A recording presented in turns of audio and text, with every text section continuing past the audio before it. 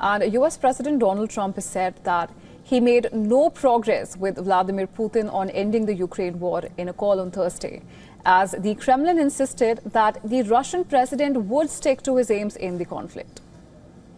Well, Trump said that he and Russian President Vladimir Putin talked about Iran and the war in Ukraine during a pretty long call. He said he didn't make any progress on a deal to end the fighting in Ukraine, and he's not happy about that. We had a call. It was a pretty long call. We talked about a lot of things, including Iran. And we also talked about, as you know, the war with Ukraine. And I'm not happy about that. I'm not happy about that. No, I didn't make any progress with him today at all. Well, Trump's view of the call was unusually bleak.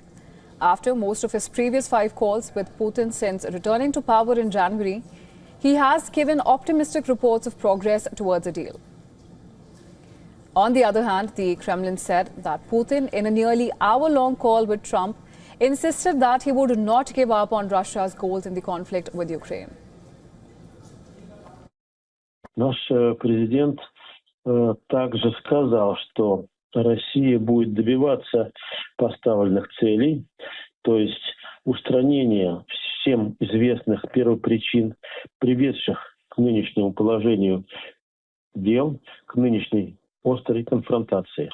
И от этих целей Россия не отступится. Kremlin aide Yuri Ushakov said that Trump proposed a swift ceasefire in Ukraine, while Putin emphasized the importance of resolving the conflict through political negotiations. Now, according to the TASS agency, the Kremlin aide said that Putin, in the call with Trump, highlighted Russia's significant contribution to the formation of the United States. The Russian president underlined Moscow's role in the American War of Independence 250 years ago, and the Civil War, which ended 160 years ago. He also noted that Russia and the US share deeper historical roots beyond their alliances in World War I and World War II. Well, the conversation between Trump and Putin came days after Washington announced a decision to pause some weapon shipments in a blow to Kiev, which has been reliant on Western military support. Now, Ukrainian President Vladimir Zelensky was visiting ally Denmark on Thursday to meet leading European Union officials. Now, Zelensky told EU allies in Denmark that doubts over US military aid reinforce the need for greater cooperation with Brussels and NATO.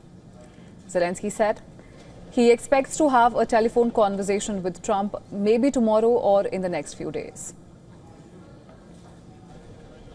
About our bilateral relation with the United States and this support. So I hope that maybe tomorrow or in close days, these days, I will speak about it with the President Trump. And for more on this, we were earlier joined by Senior Policy Director for the Center of Arms Control and Non-Proliferation Treaty, Don Erath, and this is what he had to say. Listen in.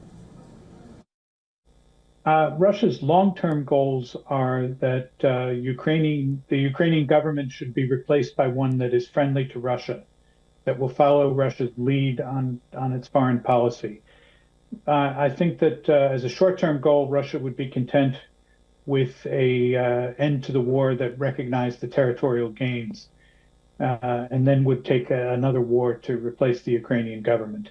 I think they would play a long game and be patient on that particular one. But right now, Russia got into a war that it didn't want.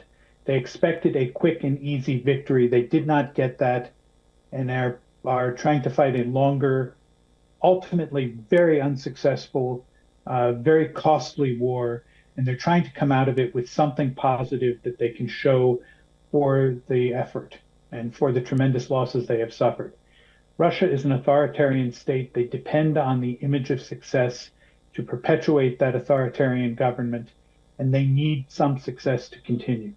That's what is important to them, to be able to show some success coming out of the war.